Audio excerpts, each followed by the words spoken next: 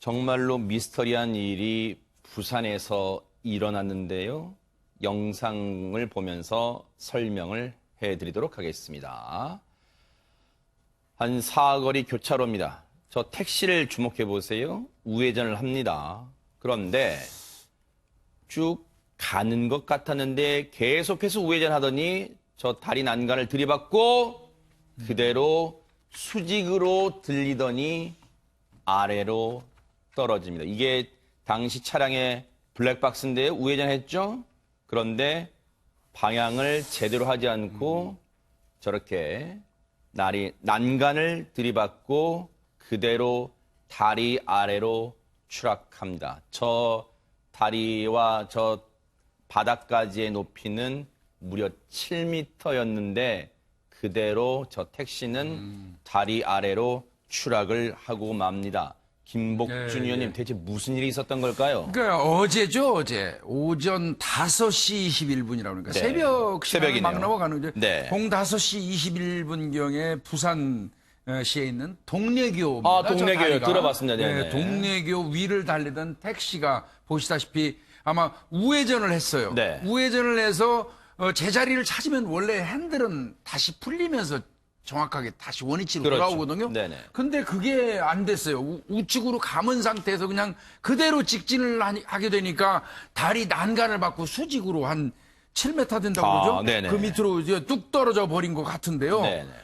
목격자들 얘기에 따르면 이제 그 떨어지고 난 이후에 엔진룸에서 불이 나고 있었고, 아하. 그래서 이제 아마 그 주변에 있는 분들이 강목 같은 걸 가져가고 문을 억지로 따서 119 구급대하고 경찰한테 인계를 한 것 같은데, 네. 저는 저 부분이 조금 이해가 안 가는 부분이 있어요. 저 영상을 보면서. 네. 원래 우회전항에서 우측으로 이 핸들을 돌렸다면 가면서 원위치가 되면 자동으로 풀리거든요. 그러니까요. 그러면은 풀리지 않았다는 얘기고 풀리지 않은 상태에서 운전 기사분은 그럼 왜 브레이크를 작동을 안 했을까요? 네. 이런 부분들이 조금 풀어야 될 그 숙제 같습니다. 그러니까요. 뭐 여러분들 지금 김복준님 말씀처럼요. 운전을 해보신 분들은 아실 거예요. 우회전이든 좌회전이든 이렇게 핸들을 튼 다음에 그냥 놔둬도 핸들이 자동적으로 돌아오게 되어 있습니다. 그런데 저 상황에서는 핸들이 계속해서 오른쪽으로 감겼다. 만약 조작을 했다면요. 오른쪽으로 감긴 상태에서 계속해서 정방향, 도로로 주행을 하지 않고 난간 쪽으로 이 택시가 계속 방향을 틀었다는 건데 결국 속도도 줄이지 못하고 저 난간, 힘이 없었나 봐요. 난간을 그대로 들이받고 다리 아래로 곤두박질 치고 말았습니다. 7m입니다. 무려 높이가 7m예요. 유인경 평론가님, 저 택시 안에 타고 있던 사람들, 특히 운전자와 승객 어떻게 돼 있을까요, 지금? 저 운전기사분은 61살이시고요.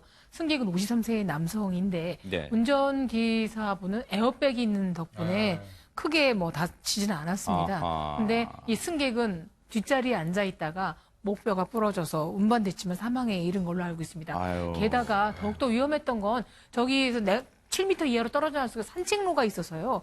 만약에 산책하는 분이 있었다가는 엄청난 피해를 끼칠 것으로 예상이 되고 또 아무래도 운전기사분이 60세가 넘은 분이다 보니까 최근 고령 운전자들의 네. 감각이 둔화된 실수 아까 김복준 교수님도 왜 브레이크를 안 밟았을까요? 근데 본인이 그 얘기를 설명을 못하고 있다는 거예요. 네. 밟았는지 안 밟았는지 모르겠다. 네. 정말 운전은 한 사람의 생명만 좌우하는 게 아니기 때문에 각별히 주의가 필요합니다. 네.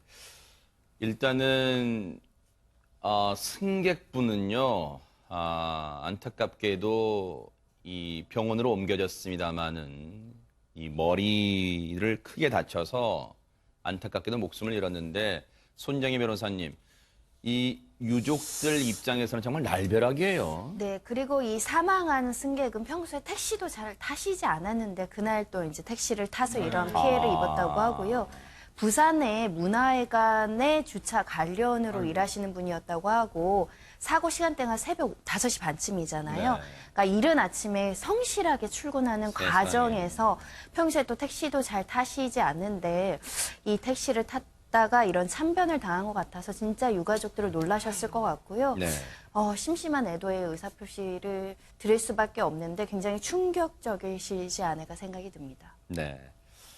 지금 뭐 경찰도 국과수에 이제 이 정밀 감식을 요청했겠죠. 이 택시가 어떤 혹시 결함이 있었는지요. 그런데 일단은 운전자는 글쎄요, 이런 표현은 유족분들한테는 송구합니다만 에어백 덕분에 일단은 목숨은 건지셨고 일단 그래도 많이 다쳤습니다. 중상을 입었는데요. 일단 운전자를 상대로 여러 가지 얘기를 들어봤겠죠. 경찰 얘기 들어보시고 이어가 보도록 하겠습니다. 우회전을 하고 핸들이 잘 안 풀리는 느낌이더라. 브레이크를 밟은 게 아닌 걸로 지금 저는 추정이 되고, 예. 박성배 변호사님, 물론 경찰도 아직 단정하는 단계는 아닙니다만은 이 운전자, 택시 운전자분께서 브레이크를 밟지 않은 걸로 지금 보인다는 거예요. 핸들이 말을 듣지 않아서 경황이 없었을까요? 왜 밟지 않았을까요? 경찰은 택시가 우회전하면서 다리로 진입하는데 운전자가 제대로 조작을 못하면서 난간을 들이받고 떨어진 것으로 추정을 하고 있습니다만 택시 운전자는 우회전 이후에 핸들이 말을 듣지 않더라라고 진술을 하고 있죠. 네. 이 진술을 토대로 차량 결함 등 정확한 사고 원인을 조사 중에 있는데 이 택시에는 사고 기록 장치가 부착되어 있습니다. 이 사고 기록 장치는 가속 페달, 제동 페달, 그리고 조향 핸들을 조작했는지 여부가 사고 직전 5초 전부터 0.5초 단위로 기록이 되거든요. 이른바 타코미터 그런 걸 얘기하는 건가요? 예, 네. 그 기록을 한번 확인해 볼 예정입니다. 그런데 아하. 그 기록을 통해서 차량 결함 여부가 밝혀진다고 하더라도 네. 그 차량 결함의 정도가 운전자가 제어할 수 없는 수준이라면 형사처벌을 면할 수 있지만 그렇지 않고 차량 결함에다 본인의 과실이 경합돼 있으면 형사처벌을 면하지는 못할 것 같습니다. 하하.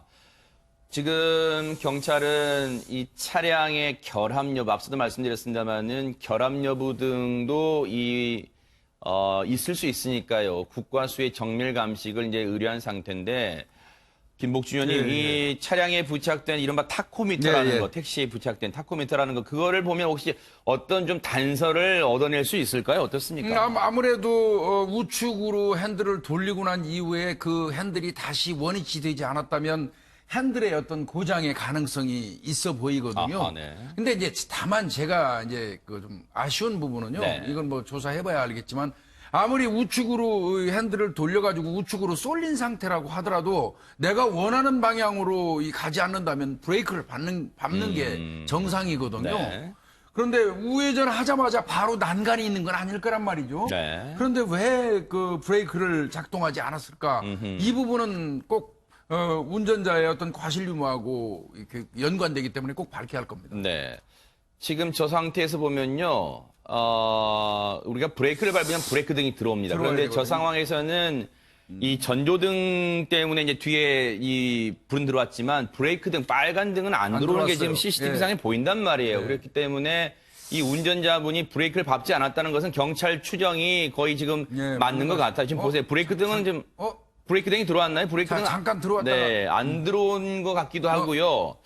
지금 저 상황이 이 CCTV가 흐릿하기 때문에 일단 단정하게, 그래서 경찰도 아직은 단정하지 않고 조심스럽게 추정을 하는 것 같습니다만 앞서 저 보세요. 유인경 평론가님 말씀처럼 저 아래가 7m 높이인데 저기가 이 동래교 아래에 산책로가 있습니다. 정말로 더 많은 인명사고, 인명참사가 빚어질 뻔도 했는데 이 안타깝게 사망한 이 승객분의 원한을 풀어주는 차원에서라도 반드시 사고 경위를 명명백백하게 경찰이 밝혀내주기를 기대를 해보겠습니다. 너무너무 안타까운 사고였습니다. 가수 승리의 구속영장이 기각된 것을 놓고 지금 아직 논란이 여전히 끊이지 않고 있습니다. 박성배 변호사님. 구속영장이 기각된 이후로 여러 논란이 많이 불거지고 있습니다. 네네. 특히 이 사건의 경우에는 성매매 알선이 종전에 알려졌던 것보다 훨씬 많은 것으로 드러났습니다. 네. 특히 2015년 12월부터 2016년 1월까지 승리와 유모 대표가 총 12차례에 걸쳐서 성매매 알선을 했고 그 과정에서 네. 성접대 총 4,300만 원을 지출한 것으로 추가로 확인이 됐습니다. 그럼에도 불구하고 영장이 기각됐다는 데 대해서 국민들이 납득을 하지 못하는 상황이 이어지고 있습니다. 승리가 영장 심사를 마치고 그리고 구속이 영장 발부가 기각된 이후에 나오는 모습 한번 보시고 이어가 보도록 하겠습니다. 심경 어떠세요? 혹시 뭐 횡령이랑 성매매 알선 모두 다 부정을 하시는 건가요, 알선이? 아니면 직접 성매매했다는 것도 여전히 부정을 하시고 계신 건지 어떠세요?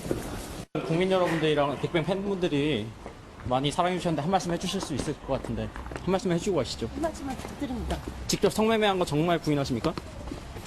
다른 혐의도 일체 부인하세요?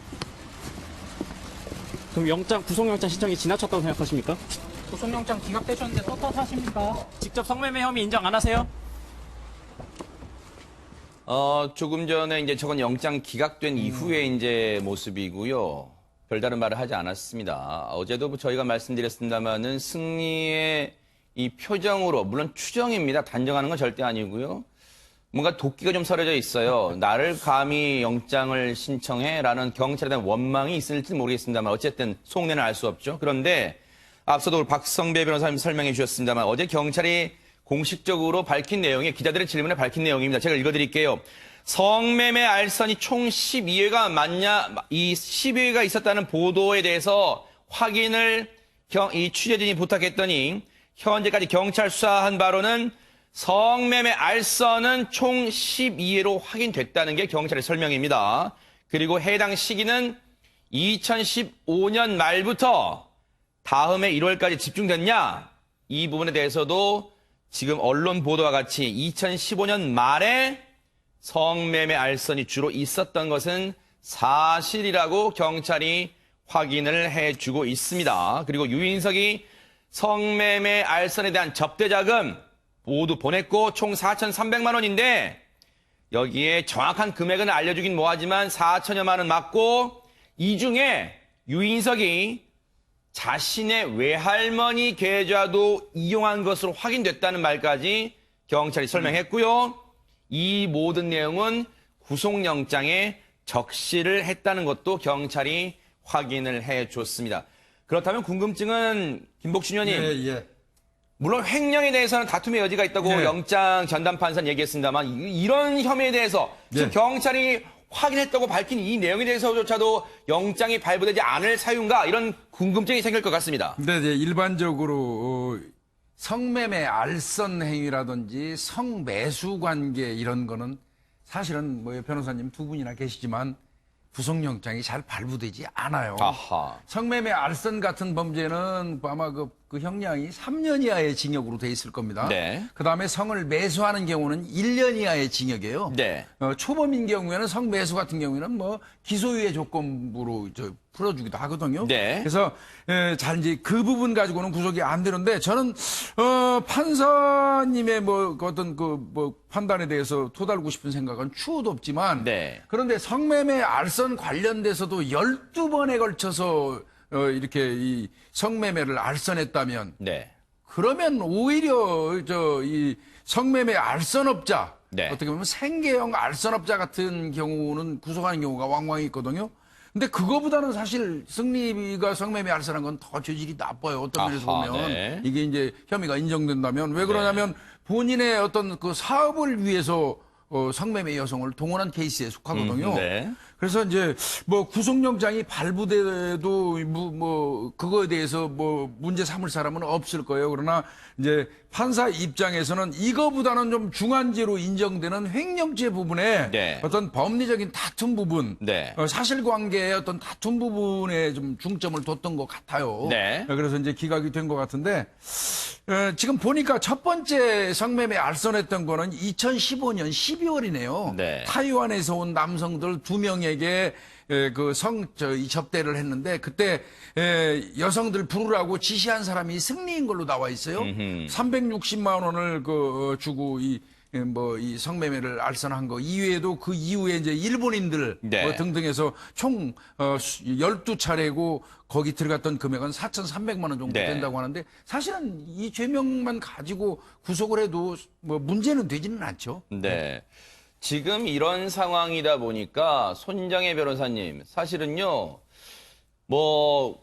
구속 영장이 기각된 것과 죄의 유무는 또 다른 개념이잖아요. 물론 영장이 기각됐다고 해서 지금 승리라는 사람이 앞으로 이 수사 또 재판에 기소가 돼서 재판에 갔을 경우 죄가 없다는 뜻은 아니지만 많은 분들이 조금 전에 김복준 의원님 설명처럼 아니 이 정도 만약 일반인이 이 정도 했으면 이것도 구속 기각 사유 될까? 뭐 그런 생각도 하실 거예요. 일단은 법원에서는 횡령은 다툼의 여지가 있다. 범죄 성립 여부에 대해서 네네. 유무죄에 대해서 이제 법원에서 심판을 받아보라는 것이고 이 성매매 알선 혐의와 관련해서는 오히려 범죄 혐의 소명이라든가 그 증거 수집한 걸 다 보니까 증거인멸 가능성이 적다. 말하자면 오히려 광범위하게 수사해서 오히려 거의 대부분의 증거는 확보가 되어 있어서 뭐 도망갈 가능성은 승리로서는 없겠죠. 그럼 증거인멸 가능성인데 증거인멸 가능성이 좀 낮다 이렇게 평가한 게 아닌가라는 생각이 드는데요. 결국 수사기관에서 굉장히 승리로부터 시작한 버닝썬 수사가 네. 너무 용두사미로 끝났다라는 생각은 지울 수가 없습니다. 그러니까요. 무려 18차례를 불렀습니다. 거의 90일 넘게 100일 가까이 됐어요. 그런데 이 횡령, 이 네 가지 승리라는 사람이 받고 있는 네 가지 혐의 중에 죄목, 이 형량이 가장 높게 나올 수 있었던 게 바로 횡령 혐의인데 박성배 변호사님, 횡령 부분에 대해서 영장 전담 판사는 다툼의 여지가 있다고 해서 이게 무슨 의미인지 쉽게 좀 시청자분들께 설명을 해주세요. 성매매 알선, 성매매 식품위생법 위반은 그 자체로 유죄가 인정돼도 실형 선고 가능성이 낮고 물론 12회나 된다고 하니까 또 달리 볼 여지는 있겠습니다만 네. 그렇다면 수사 단계에서부터 구속영장을 발부하는 경우는 더더욱 없죠. 관건은 네. 특경가법 횡령이었는데 재판부는 유리홀딩스 및 버닝썬 법인의 법적 성격과 주주 구성, 특히나 자금 인출 경위와 사용처 등에 비춰 다툼의 여지가 있다고 얘기를 했습니다. 네. 무슨 뜻이냐면 네. 이 횡령으로 지목했던 그 사유가 승리와 동업자인 유모 대표가 강남에 함께 차렸던 몽키 뮤지엄 브랜드 사용료 명목으로 버닝썬 자금을 2억 6천만 원 빼돌렸다. 이걸 횡령으로 봤던 건데 네. 브랜드 사용료 명목으로 지급했을 가능성도 있다고 본 겁니다. 이유 없이 자금을 빼돌렸을 수 있다라고 이렇게 판단을 하신 거고 네. 그리고 유 대표가 설립한 네모 파트너스의 컨설팅 비용 명목으로 2억 6천만 원을 빼돌린 것도 횡령으로 봤지만 네. 이 역시도 컨설팅이 실제로 이루어졌을 가능성이 있다고 본 겁니다. 아직까지 이루어지지 않았다고 단정해서 영장을 발부할 정도로 혐의가 충분히 소명되지 않았다라고 네. 판단을 한 겁니다. 네. 사실은 경찰이 횡령 혐의로 수사를 하고 있던 것은 20여억 원입니다. 그중에 자신 있다고 뽑은 것이 이 5억 5억 3천여만 원이었는데도 불구하고 재판부가 받아들이지 않았는데 네.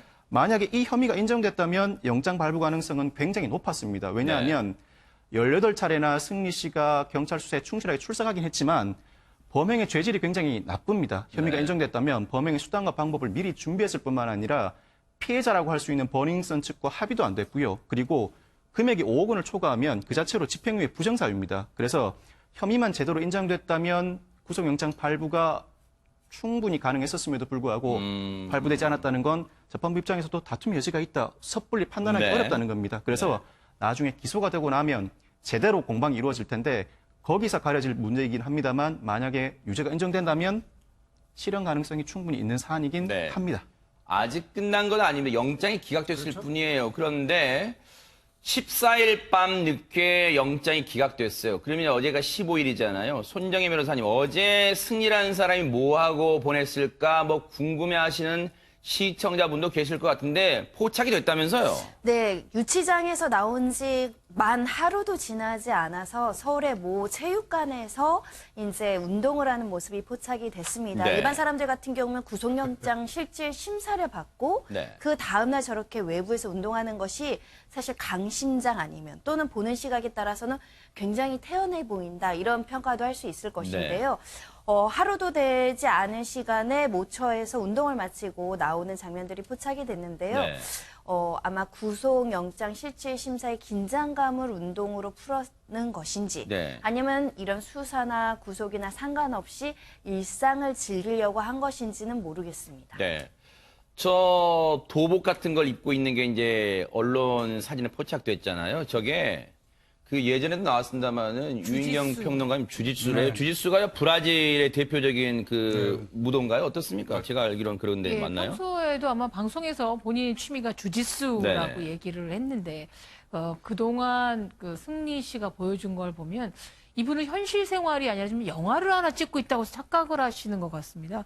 그렇지 않고서 24시간 안에 그냥 되게 숨기기 쉬울 텐데 저렇게 눈에 띄는 옷을 입고 방당함이에요? 예. 뭐예요 이게 그다음에 진짜? 승용차를 타고 하는 게 좀 어이가 없기도 한데 네. 사실은 우리가 무슨 국민 정서나 괘씸죄 때문에 구속되거나 뭐 이러지는 않지요. 네. 명명백백 뭐 다툼의 여지가 있겠지만 네. 어떻게 팬들의 사랑으로 저만큼 부와 명예를 누렸던 승리 씨가 네. 국민들의 마음을 1도 헤아리지 못할까. 이런 시선이 어떻게 보여질까에 대해서도 하지 않을까 생각이 들어서 제발 영화에서 좀 깨어나길 바라고요. 가장 네. 중요한 건 다음 달에 군대 입대 예정이거든요. 네. 그 전에 군으로 넘어가기 이전에 네. 좀 제대로 된 수사가 좀 이루어지고 좀 밝혀지는 것이 국민들이 좀 여러 가지 답답한데 그러니까요. 예, 좀 밝혀졌으면 좋겠습니다. 지금도 이제 그게 관심이에요. 경찰은 영장을 재신청하는 방안을 조금 지금 접고 있는 것 같아요. 그래서 지금 승리가 입영을 연기했잖아요. 그게 만료된 시점이 6월 24일입니다. 네. 다음 달이에요. 그러니까 그 다음에는 그냥 군대 가도 만약에 이게 그때까지 기소가 되지 않고 그러면 뭐 기소는 될 것 같아요. 그런데 재판이나 이런 거는 향후 군대 가서 받게 될 수 있다는 거예요. 보세요. 다음 달까지 검찰 송치가 목표라는 게 서울지방경찰청의 지금 입장이에요. 그런데 공식 입장은 아닙니다. 고위 관계자가 한 말이에요.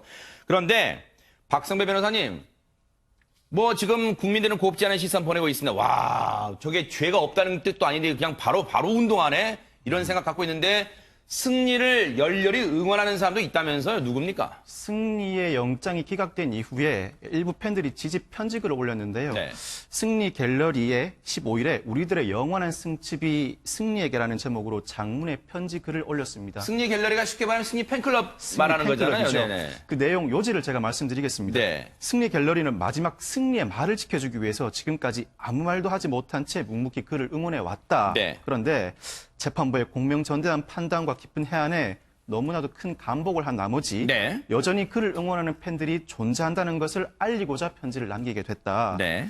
재판부의 판단은 사회 분위기에 편승하지 않고 법리와 증거에 따라 소신 있게 내린 판결로 존중받아야 할 건강한 사회의 징표다. 네. 아직 이 사회의 정의가 살아 숨쉬고 있다는 소식에 너무나 깊은 감사함을 느낀다는 입장을 표해서 일반 국민들의 체감과는 상당히 다른 결을 느낄 수가 있습니다. 갑자기 이제 그런 게 떠올라요. 데자뷰 현상입니다만은 누구였어요? 박유천. 박유천의 팬클럽도 지지 성명을 냈었잖아요. 기자회견 직후에. 그런데 하늘을 나중에 또 보라고 했죠. 뭐 하늘을 보세요. 예, 그렇죠. 고개 들어 하늘을 한번 보세요. 뭐 그런 말도 했어요. 근데 나중엔 접었어요. 큰 실망과 함께. 뭐 그렇다는 건 아닙니다. 이제 이렇게 뭐 팬클럽 입장에서 이런 입장문 낼 수 있죠. 그런데 마지막 문장이요. 김복준 의원님. 예. 아직 이 사회에 정의가 살아 숨쉬고 있다는 사실에 대해 감사하답니다. 이거 어떻게 판단해야 돼요? 이거는 착각을 하시는 거죠. 이제 언제부턴가 우리 사회에 구속 입구로 유죄고 구속영장이 발부되지 않으면 마치 무죄인 것처럼 인식하기 시작하는 경향이 싹트기 아하. 시작했어요. 네네. 엄청난 착각입니다. 불구속 상태에서 조사받다가도 이 법정에서 죄가 인정돼가지고 법정 구속되는 사례가 오히려 요즘에 늘었어요. 아하. 그런 부분을 좀 이제 좀 인식하셔야 될 것 같고요. 네. 지금 승리가 받고 있는 죄명은 여러 개입니다. 네. 여러 개 중에서 다만 이제 구속에 절대적으로 기여할 수 있는 횡령 부분이 좀 미진하다고 판단돼 가지고 영장이 기각된 것뿐이고요. 네. 앞으로 경찰이 뭐 또 다른 부분을 보완해서 다시 영장 신청을 해서 영장이 또 발부될 수도 있고 그냥 불구속 상태에서 검찰로 송치된 이후에 네. 송치해놓고 경찰이 수사가 끝나는 건 아니에요. 네. 그 이후도 계속 수사는 지속됩니다. 아하. 더더군다나 이제 뭐 팔라완 같은 데 가서 뭐 성매수한 거, 알선한 거 이런 거는 지금 여기 영장에 포함도 안 시킨 아하, 것들이거든요. 그렇군요. 그런 거는 여전히 수사가 진행 중에 있거든요. 네. 그러니까 이제 그 부분은 좀 지켜봐야 되고 네. 특히 승리 팬분들이 여성 팬분들이 많을 걸로 저는 인식하는데 이 승리의 죄명 중에서는 정말 여성 팬, 뭐 남성 팬도 마찬가지예요. 특히 여성 팬으로서 이해할 수 없는 부분이 있잖아요. 성매매 알선이라든지 네. 성매수 같은 거는 이거는 용인되기 어려운 범죄들이에요. 네. 이런 부분까지도 이게 정의가 살아있는 거하고 연결을 시킨다면 이 글을 쓰신 분은 상당히 번지수가 어긋난 거죠. 네. 그래요. 뭐 팬클럽 입장에서는 이런 믿음을 끝까지 지키고 싶은 마음에 있을 수 있다고 생각은 듭니다. 그런데 그런 사람이 또 한 명 있다네요. 손정혜 변호사님. 네, 유인석 대표의 아내이죠. 배우 박한별 씨가 영장실질 심사 전에 판사님께 보낸 이제 탄원서 내용들이 알려지고 있는 상황입니다. 일단 내 남편이 이 상황을 회피하거나 도주할 생각은 전혀 없다. 네. 그리고 불구속 상태에서 재판을 받을 때 충실히 조사를 받을 것이고 이 부분과 관련해서는 한 가정의 아내로서 약속 드린다라는 내용의 네. 한 3장짜리 A4 용지 탄원서를 제출했다라고 하고 있는 상황이고요. 네. 이와 더불어서 이제 10번 정도 경찰 조사를 받았는데 윤석 대표가 네. 성실히 받았다. 그리고 이제 갓 돌진한 어린 자녀가 있다. 이런 부분들을 호소한 것으로 알려지고 있고요. 네. 이런 구속 심사 앞서서 배우 박한별 씨가 남편에게 뭐 힘이 되고자 이런 탄원서를 작성했던 것 같습니다. 네. 박한별 씨는 이제 이런 일이 불거졌을 때 사실 자신이 찍고 있던 드라마의 하차 요구도 많은 그 여론으로부터 받았는데 결국은 끝까지 했어요. 그런데 물론 대한민국은 연좌제가 있는 나라는 아니니까요. 그런데 유인경 평론가님, 사실 박한별 씨도 그렇게 막 자기 혼자 막 떳떳하고 그러지는 않잖아요. 같이 그 경찰총장으로 불렸던 사람 유모 총경과 골프도 쳤잖아요. 예, 윤 총경이라고 윤 총경, 했었죠. 네네. 지방경찰청에서 뭐 간담회에서 밝혀진 얘기긴 한데 박한별 씨가 본인을 드라마 제목이죠. 내조의 여왕으로 좀 착각을 하고 있는 것 같습니다. 네. 윤총경과 더불어 골프도 쳐주고 뭐 식사 자리도 하고 네. 이번에는 우리 남편은 아들 한 아이의 아버지이기도 하고 그래서 눈물 어리게 A4 용지 무려 4장이면 원고지 30장 정도 됩니다. 네. 어마어마하게 긴 분량을 낸 것 같은데 남편을 응원하고 지지하는 마음은 이해하지만 피해자 입장에 단 한 번에 섰으면 버닝썬을 드나들었거나 뭐 그런데 했을 때 자기도 모르게 마약에 취해서 성피해를 봤다든가 이런 사람을 헤아린다면 네. 이렇게 부인의 입장으로만 쓸 수 있었는가 싶기도 하고요. 또 굉장히 좀 대조적이긴 한데 얼마 전에 그 음주운전 사고로 뭐 남편이 이제 지금 4년형을 받은 뮤지컬 박혜미 씨의 경우에는 남편이 법대로 처벌받으라고 얘기를 했거든요. 네. 그래서 그분들에는 특별히 응원이 쏟아지는데 네. 박한별 씨한테 연예계 하차를 요구하는 경우도 굉장히 많은 것 같습니다. 네. 진정한 내조라는 게 지금 뭐 당장 이 법망을 피하는 것이 아니라는 거를 인생을 좀 오래 산 선배로서 박한별 네. 씨한테 알려주고 싶습니다. 이게 버닝썬이요, 김복주 의원님. 예. 그냥 예를 들어서 무슨 뭐 남에게 뭐 돈을 빌렸는데 안 갚았다 지금 그런 죄목이 아니라요. 네. 경찰의 90일 넘는 조사 보면 여기에서 이른바 물뽕, 마약, 이런 성폭행 지금 이런 게 지금 망라된 범죄가 이 버닝썬에서 일어났어요. 거기에 지금 네, 예. 관련으로 지금 영장 심사도 받았던 남편이에요. 이거는 이제 박한별 씨 입장에서야 뭐 우선 뭐 당장 본인의 남편이니까 죄가 있으면 처벌을 받겠지만 구속해서 수사는 하지 말아달라는 이제 그런 의미로 받아들여져요. 그렇다고 하더라도 사실은 이제 우리가 그 뭐 제대로 드러나지도 않았지만 그 나온 그 현상들을 보면 정말 네. 그 물뽕에 의해서 그 뭐 어떤 특수한 어떤 성폭행을 당한 피해자들도 다수가 있고 네. 뭐 이런 거 등등을 생각한다고 하면 조금 좀 신중했으면 좋겠다 이런 생각인데 물론 이제 이 탄원서가 이 법정에 제출을 한 것이지 뭐 일반에게 뭐 본인이 배포한 사항은 아니니까 네. 뭐 그렇다고 치더라도 저는 근데 이 사건요. 네. 솔직히 말씀드려서 승리를 18번 정도 경찰에서 소환하는 순간 이거는 수사가 잘 안 되고 있다고 판단했어요. 수사가 제대로 이루어진다고 하면 피의자를 18번씩 불러다 조사할 일이 없어요. 그래서 이거 뭔가 경찰 조사는 제대로 진행되고 있지 않다는 느낌을 받았고요. 네. 그리고 이 자리에서도 아마 제가 그 얘기 했을 것 같습니다. 이 버닝썬 관련된 수사는 경찰이 해서는 안 되는 거였어요. 애초부터. 아하. 전체 이거는 경찰이 개입돼 있고 경찰총장 운운하면서 그 의혹이 확산되고 있었기 때문에 아예 검찰에서 수사할 수 있도록 전부 넘겨주는 게 옳다고 제가 얘기를 했는데 네. 뭐 끝까지 붙들고 노력한 결과가 이런 비난을 초래하고 있는 거죠. 그러니까요. 그러다 보니까 경찰에 명운을 걸겠다고 했던 그 다짐이 머쓱하게 되고 말았습니다. 앞으로의 경찰 움직임도 계속해서 추적해 보도록 하겠습니다. 요즘 희한하게요. 이 세 글자, 이 사람의 이름이 자주 거론되고 있습니다. 박성배 변호사님. 지금 김동성 손정희 씨 변호사님께 여쭤볼까요? 손정희 변호사님께 여쭤보겠습니다. 네, 네네. 김동성 씨 네. 전처이죠. 오모 씨가 국정농단 사건에서 굉장히 이름을 많이 들었던 네네. 장시호 씨를 상대로 손해배상 청구 소송을 한 사실이 알려지고 있는데요. 네. 소장은 지난 2월에 이제 접수가 됐다라고 하고요. 위자료 청구 소송입니다. 내용은 이 김동성 씨하고 장시호 씨가 불륜이다, 교제를 했다 이런 내용들이 알려지면서 큰 정신적 고통을 당했다. 네. 왜냐하면 이 전부인 오 씨하고 지난해 12월에 이혼을 했는데 네. 이미 이혼 전부터 장시호 씨랑 부적절한 관계가 있었다. 이런 것들이 언론 기사를 통해서 굉장히 많이 알려졌는데 네. 이 손해배상 청구 소송으로 위자료가 책정될지 좀 관심이 되는 사안입니다. 우리 박성배 변호사님 그러실 거예요. 나도 설명할 수 있는데 왜 내가 시켰다가 많은 거야? 하실 거예요. 그런데 두 사람의 불륜설, 김동성과 장시호의 불륜설은 어떻게 나온 된 겁니까? 국정농단 사건 재판이 한창 진행되던 지난 2017년 3월 형사재판 때 장시호 씨가 이런 진술을 합니다.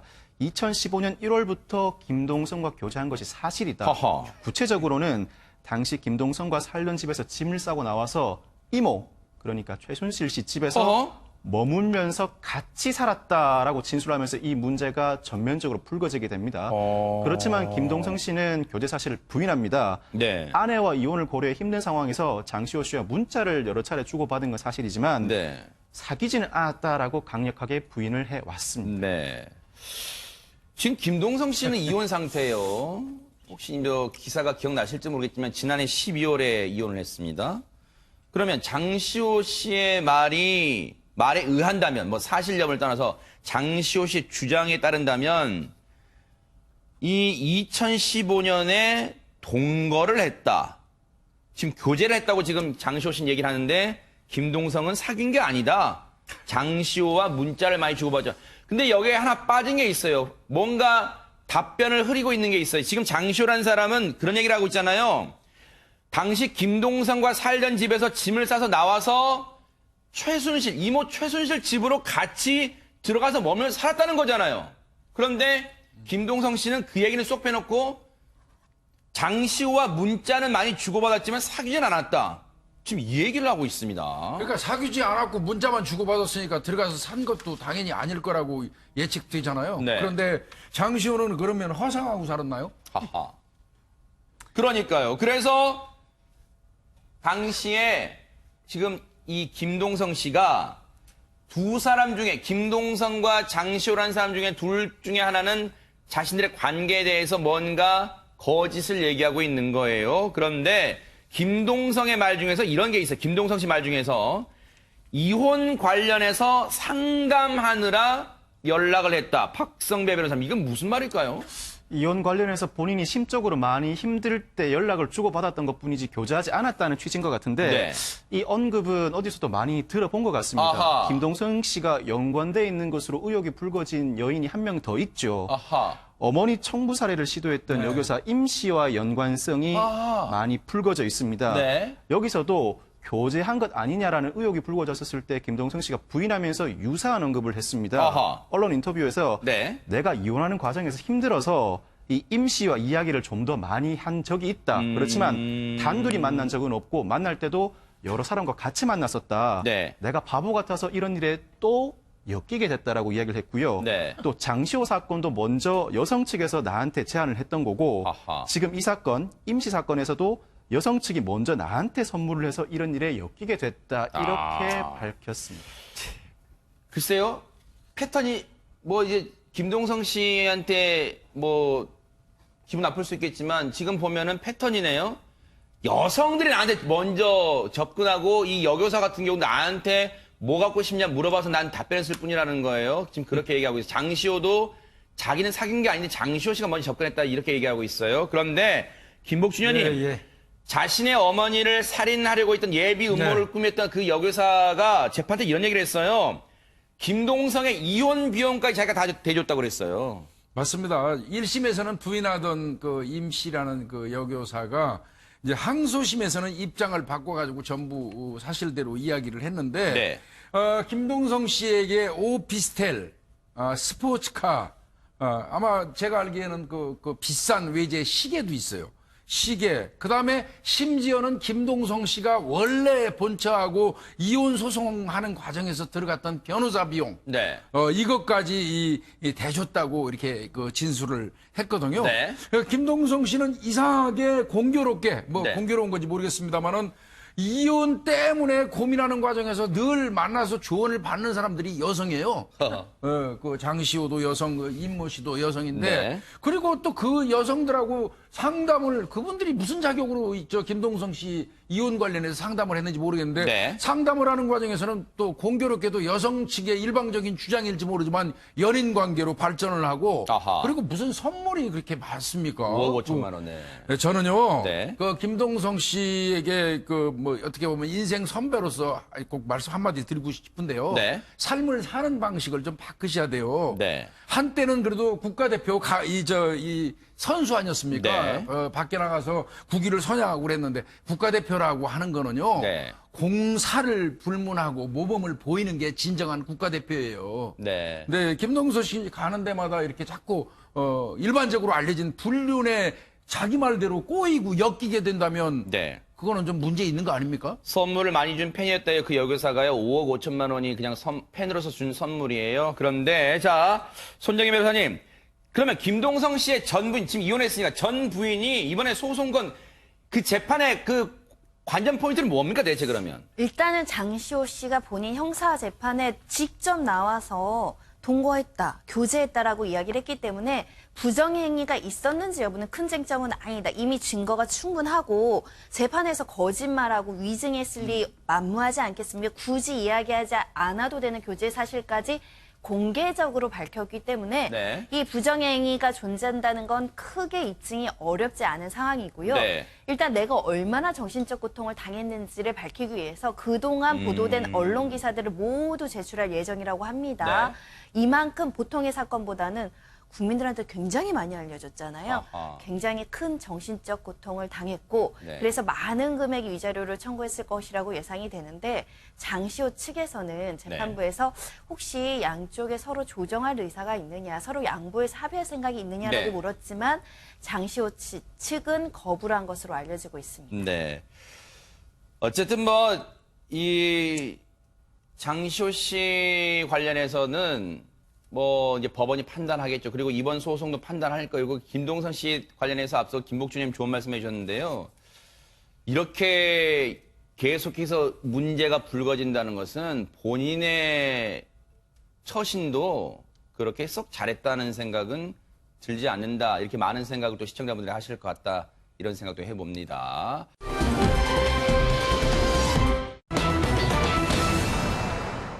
글쎄요, 이거는 착각이라고 해야 될까요?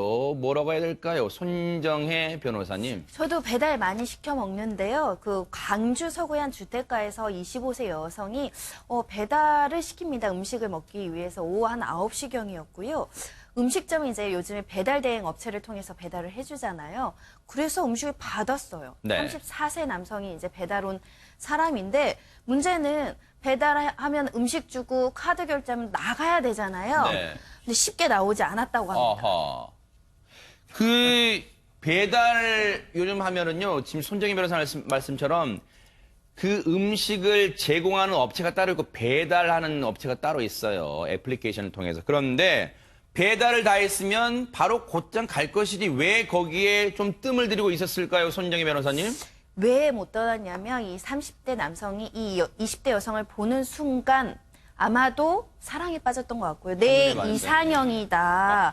그리고 한참을 그 자리에서 고민하면서 어떤 생각을 했냐면 고백해야겠다. 허허. 사랑을 고백해야겠다라고 하면서 실제로 문자로 고백까지 이릅니다. 아하, 아니 김복준님, 예. 그냥 배달 갔는데 고백까지 생각해서 근데 실제로 연락을 취했습니까 그러면은? 예, 이분 아마 그 여성 바로 앞에서 면전에서는 당신 좋아합니다, 사귀고 싶습니다 이런 말을 못했던 것 같고요. 네. 돌아와가지고 이 여성분이 자신의 업체에다가 음식을 시켰으니까 여성분의 전화번호가 있을 거예요. 아하. 그 전화번호를 알아내가지고 그 전화번호로 이제 문자를 보냅니다. 뭐라고요? 예, 아까 배달 갔던 사람인데요. 제가 마음에 듭니다. 사적으로 좀 만나고 싶습니다. 하는 어허. 문자를 보냈어요. 네. 근데 뭐 아마 대다수의 이런 문자가 오면 여성분들 뭐 사귀고 싶은 생각 추호도 없으면 바로 대답도 안 하는 게 맞아요. 네. 근데 이 여성분은 굉장히 친절한 분 같아요. 아하. 대답을 해줬어요. 뭐라고 그래요? 했냐면 네. 저 남자친구가 있습니다. 아하. 이 얘기는 더 이상 얘기하지 마세요. 그 소리거든요. 그러니까요. 길게 얘기하지 마세요. 그 네. 소리거든요. 아주 어떻게 보면 정중한 거절 아니겠습니까? 네. 그럼에도 불구하고 이 사람은 멈추지 않았던 것 같습니다. 네.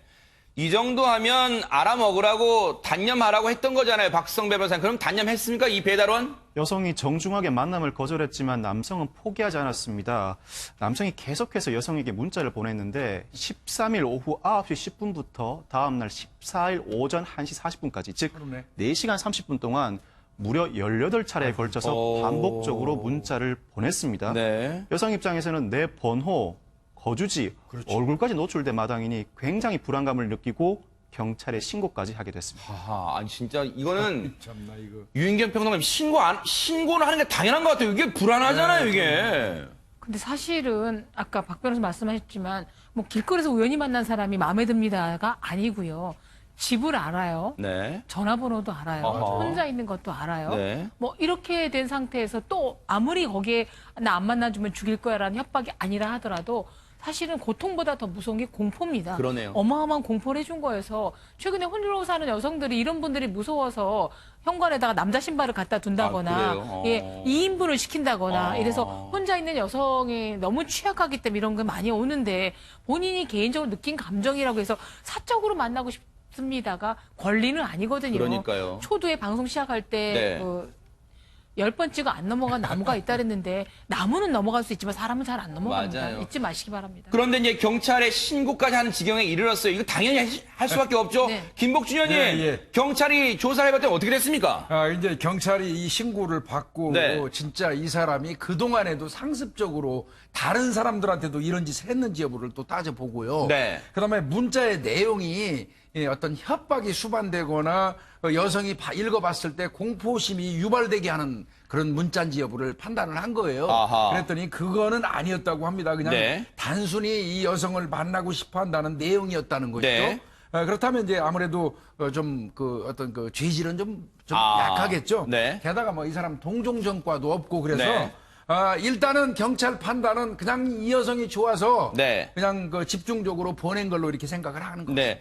박성배 변호사님 일단은 돌려보냈고 추가 조사 통해서 이 배달에 대해서 정보통신법 위반 혐의로 조사하겠다는데 이게 뭔 죄를 묻겠다는 거예요, 그러면? 일반 협박은 해악의 고지 정도에 이르러야 되는데 네. 해악의 고지 정도는 이르지 못했지만 불안감을 유발하는 문자를 반복적으로 보낸 것은 정보통신망법 위반으로 징역 1년 이하 등에 처해집니다. 아하. 협박과 같이 징역 3년 이하는 아니지만 그래도 상당히 높은 형량으로 규정이 돼 있습니다. 네. 중요한 건요, 내 생각만 갖고 사는 게 아니에요. 남의 생각을 배려해야 되는 거예요. 내가 좋다고 남도 날 좋아할 것이다. 천만의 말씀입니다.